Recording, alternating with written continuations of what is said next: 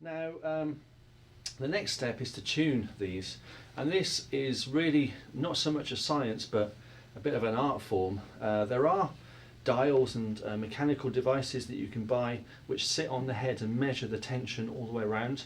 So if you go to your music store again, you can find drum dials and things that measure and will help you kind of get everything to pitch, a bit like a guitar tuner for playing guitar.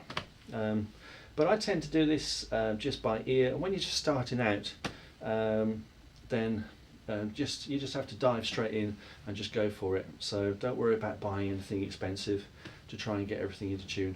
And it doesn't have to be exact yet, because we're still not playing in a recording studio or on a gig or anything, so these are likely to be in your bedroom. So don't worry about it being exact.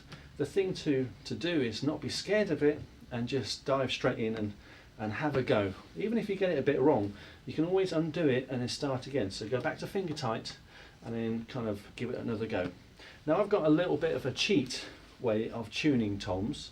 It's not perfect, but it is a way to just kind of get into the idea of tuning.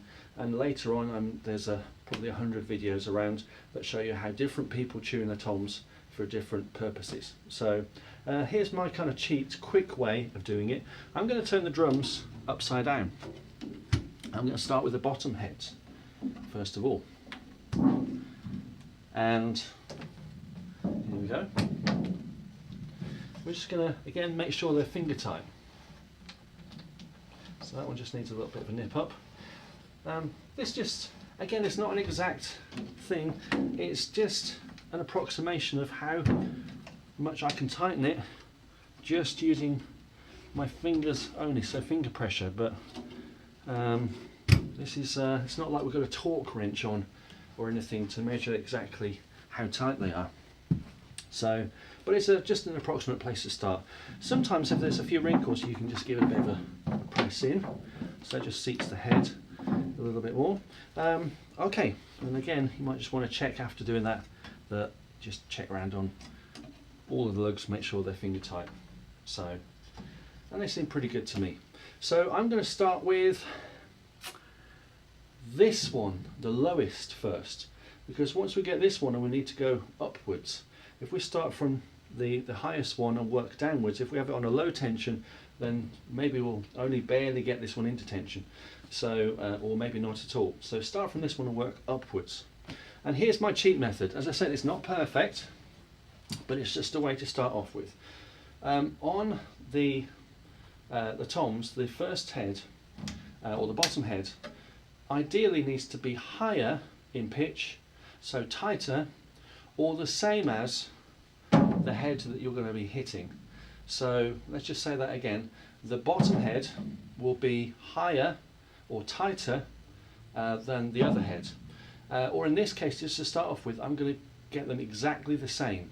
So we're going to get exactly the same amount of turns on the bottom heads as on the top heads.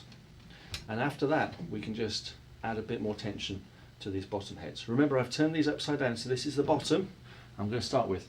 And on the floor tom here, with my drum key, I'm going to turn 1/4 turn only.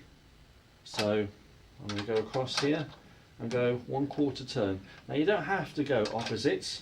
A lot of people recommend this, and it's again become a bit of a habit of mine.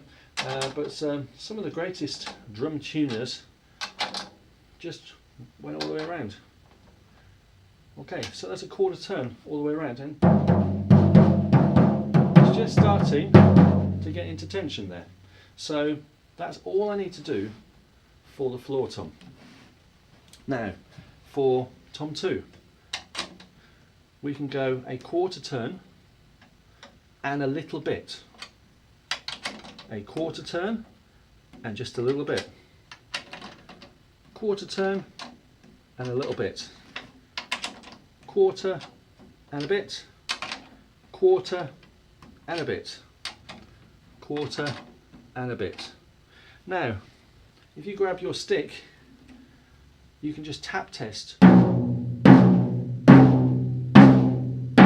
the drum, and you can hear that this one is higher than this one.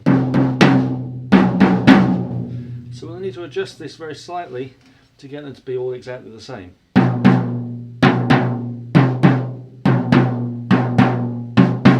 I think to do this, probably it's going to need just a little bit more to get it into tension. So I'm just going to give it just a little nudge.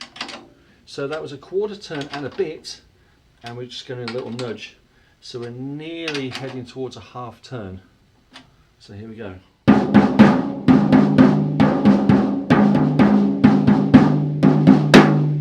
And it's still got a few wrinkles in, so we might just need to go up just a little bit more, but I'll come back to that one in a moment. As I said, this is just my quick method. So we had a quarter turn here. We've got a quarter and a bit, so nearly getting to half a turn. And we're going to go for Tom 1 here, we're going to go a full half turn. So, and again, full half turn, half turn, half turn, a half turn, and a half turn once again. And I went opposites again.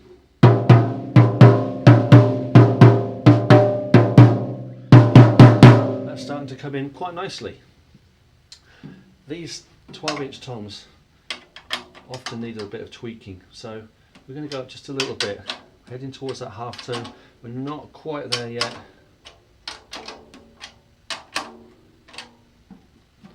And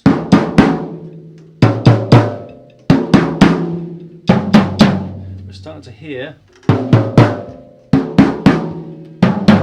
that they're coming in. I'm going to go just a little bit, so we're at a half turn and just a little bit on this one. Now you need to try to remember how many turns you did on each one. I think this one still needs to go up just a little bit. Still got a few wrinkles in. It's being a bit funny, this one. That's perfectly normal for any drum kit. You often get one drum that needs a little bit more than the others. Okay, now I'm going to turn these over and try and do the same on the other side. There we go. So, starting with the floor tom, we're going to go for a quarter turn and a quarter turn, quarter turn. This process is a little easier usually with a double ply head. So at the moment we're still a bit baggy, so I think if we remember rightly we went just up just a little bit. So it's a quarter turn and a little bit. And that's starting to come in now. On the next one we had a quarter turn.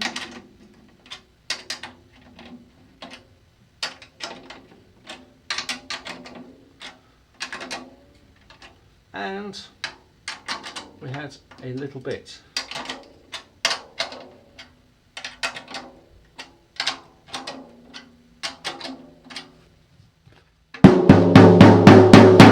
That's starting to come in quite nicely. And then on tom 1 we had a half turn.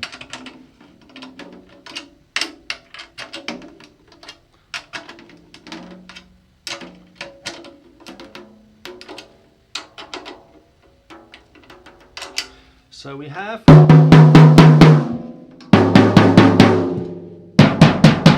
still a bit baggy on this one. We've still got a little wrinkle in the one side here, so we can take this up a little bit. I think it'll be fine.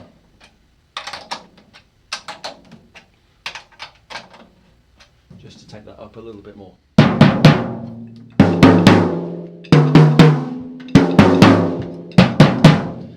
And that's coming into tune now.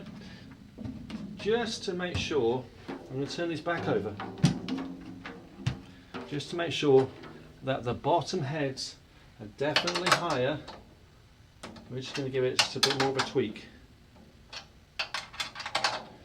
Now I'm going to use a little finger pressure here, so after years of tweaking drums, just to try and get them. So this is just a little nudge, very tiny little nudge, just a little bit more. As I said, this is just a quick way of tuning your drums, and they will need tuning once they've settled in. So after a few days or a week or so, you will need to go back over these. So here we go. We've got tom 1, tom 2, and the floor tom.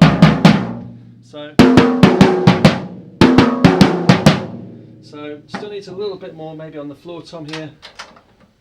So we'll sort that out in a second and give it a bit of an extra tune up. But that's it. So let's just go over that again. We started on the bottom of the floor tom. It was a quarter turn all around, and then a quarter turn and a bit, maybe 3/4, and then a half turn and then maybe a little bit more on this one. Then we did the same on the tops, and then when we turn the back over again, we just nip them up just a little bit more, just to make sure that the bottom heads are a little bit higher. So, and then after that you can tweak them. Some people add a little tape just on the top corners, just to take out some of the extra ring that you might hear on the heads. Or again, later on you'll need to replace these, maybe with a double ply or a coated head or something that suits your needs.